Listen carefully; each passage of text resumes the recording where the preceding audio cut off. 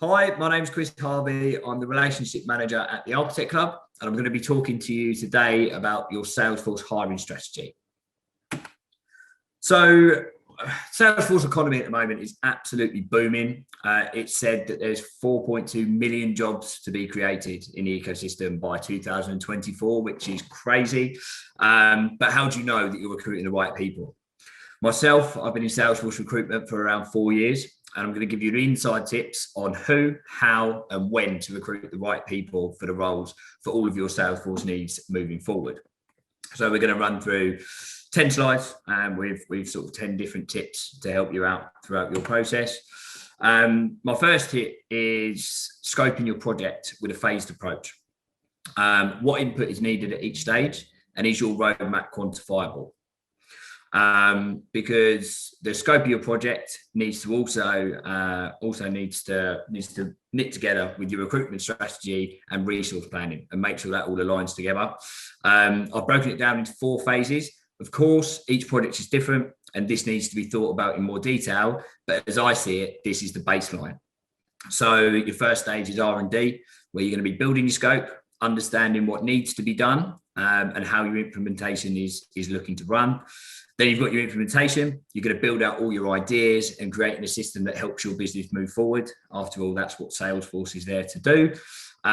You've then got your rollout and adoption, which includes your training. So you're going to roll out your new system to your wider business, engaging your users and making sure that Salesforce is having the impact it needs. And then you've got ongoing support. So looking after your system and growing it with your company.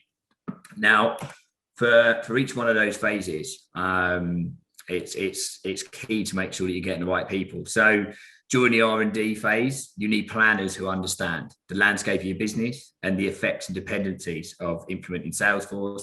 So generally that would be your architects. For the implementation, you're going to need a strong team to make your plans a reality.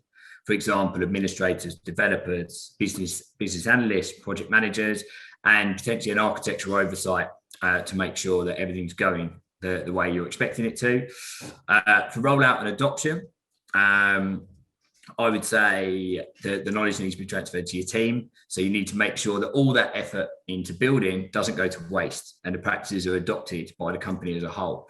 So I would say you need an administrator, potentially a trainer, and some consultants to make sure that runs smoothly.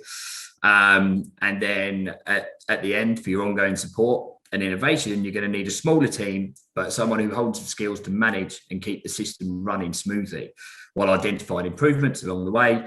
For example, a product owner, administrator that's going to stay with you and carry that journey on. In all these areas, you also need to make sure that you really, really think about the job specs you create for each of these roles, and really think about what you need and what's desirable.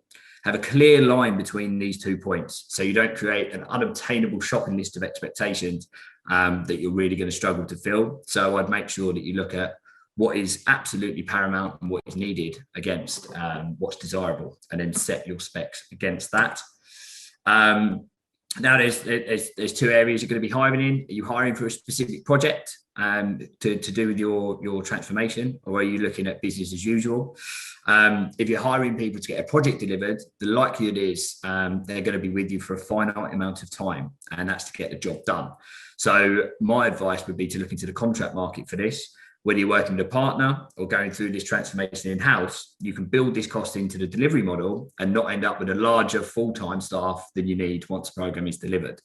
If you're hiring people to work with the business on an ongoing basis, so your BAU function, I'd look into the permanent market, as these people are really going to adopt your culture and grow with your business along your journey.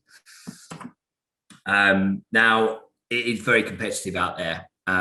There is a lot of jobs being created, and there's more jobs than there are skilled people. So there's a lot of companies after the top talent. What sets your company apart from the rest of the market? I mean, here, you need to ask yourself these questions. Do you have an environment that is attractive for potential employees? What is your vision for the business? Where are you looking to go? What's different from what you're doing against anyone else? How flexible are you? Do you offer home working? What's the work-life balance like? The management style, is it going to be attractive to people? What interesting initiatives are you building, both of your tech stack and your culture? So, people are always looking to innovate and learn. So that's really, really important when you're trying to attract your talent. What career progression is there within your business? Is there a ceiling, or, have they got the ability to move through and become better working with your company? How good is your culture, and why is it enjoyable to work with you? That's key. You spend most of your time at work, so you want to make sure you're enjoying yourself while you're there, as well as doing a good job. And what perks do you provide? Around pensions and the normal stuff, but also, events and fun stuff that you do to keep people interested. There's a lot of questions there to ask yourself, and there's definitely more to think about, but that's, again, a little bit of a baseline. But the best way to look at it is by thinking, what would you like to see from a company you're joining? Perhaps run a focus group internally and understand what good looks like before you start building this out. And then you've got salaries and rates. How does your offer hold up in the market? With the demand for the skills in Salesforce being in such a high demand at the moment, you have to make sure you're offering a fair package that's in line with the current market. Along with all the benefits mentioned in the previous slide, the money you offer has to be enticing as well. After all, money makes the world go round. And it's the first thing that potential candidates see when noticing your open positions. So get it right. Simple as that. If you scope your job requirements properly, you'll know what you're asking of these people. So study the current market and make sure the value to you is reflected in the money that you're offering to these potential people. Now, this is a really key one. You need to make sure you plan ahead. When do you need to hire? The process of finding the right person can take a little bit more time than you might expect, as the right person isn't always available immediately. You do not want to be backed up against the wall to find you've got to hire someone due to time constraints rather than finding the person that you really want. So when building your requirements for the role, make sure you have them set out between desirable and necessary, as I mentioned earlier. This will help you find the right fit. It's very rare to find someone that fits 100% of what you need, but as close to that as possible is absolute key. Permanent hires, I would say, if you've got a good recruitment team or working with a good partner, I'll give yourself 6 to 8 weeks as a baseline from the start of the process to intended hire date. That will differ depending on roles, depending on the current market, but that's a pretty good yardstick when you're looking for permanent hires. And then contract hires, this is much quicker because these guys move around, they become available quicker, they've got shorter notice periods generally. So you can normally turn a process around on contract within 4 weeks. So if you are under time constraints, I would say the contract market is probably the place to go. Now, you also need to think about your candidates throughout this process. So you need to create a smooth and structured recruitment process. What is that candidate experience like? Do you have the internal capacity to run the search and interview process? If you do, great. Build out a nice process to run with this that's both engaging and timely while testing the skills and cultural fit. But the market does move fast, so it's paramount to make sure that you've got that ready before you start. If you don't have the internal function, or they just simply don't have time, you can look into using a recruitment partner.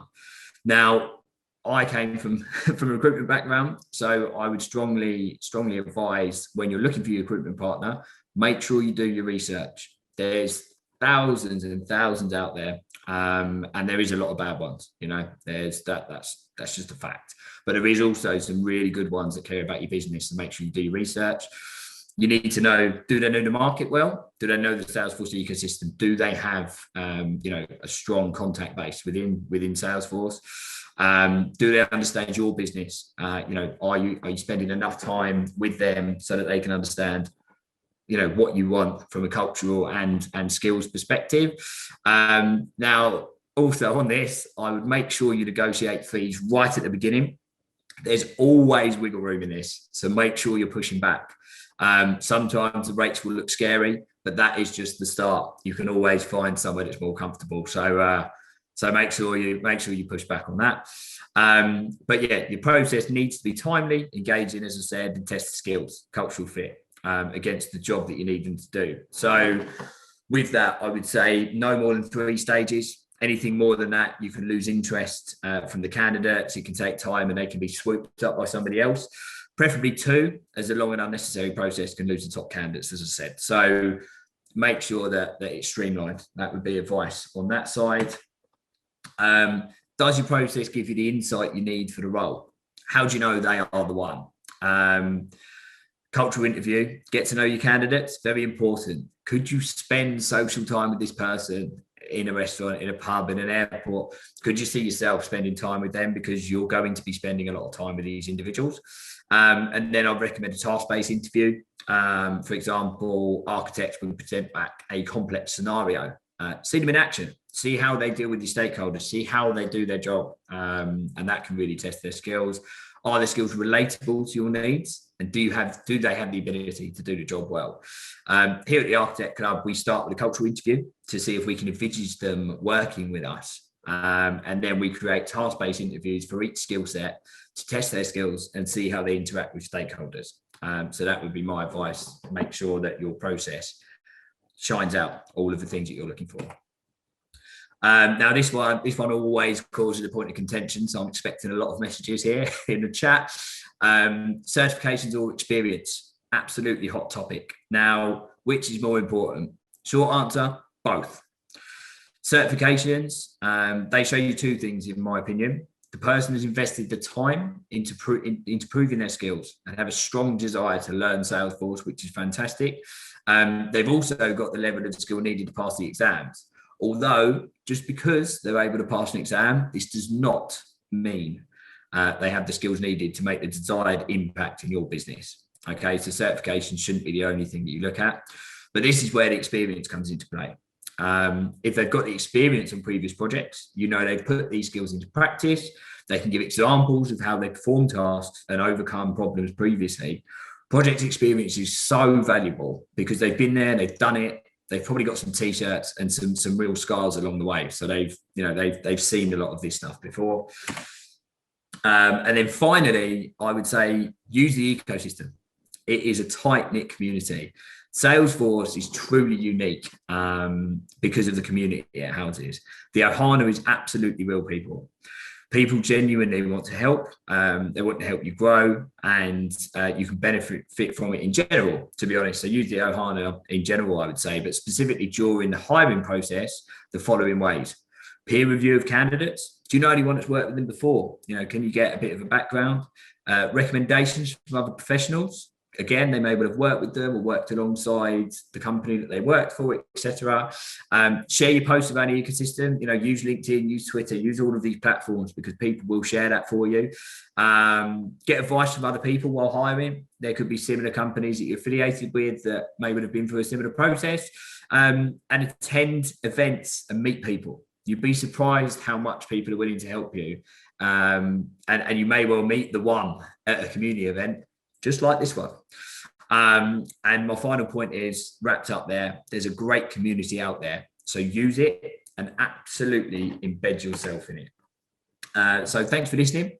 Hope you all enjoyed this wicked event so far. It's been a real pleasure to be here. I want to take this opportunity to thank all of the London's calling team for all their efforts and the sponsors that made this absolutely wonderful event happen. Thank you.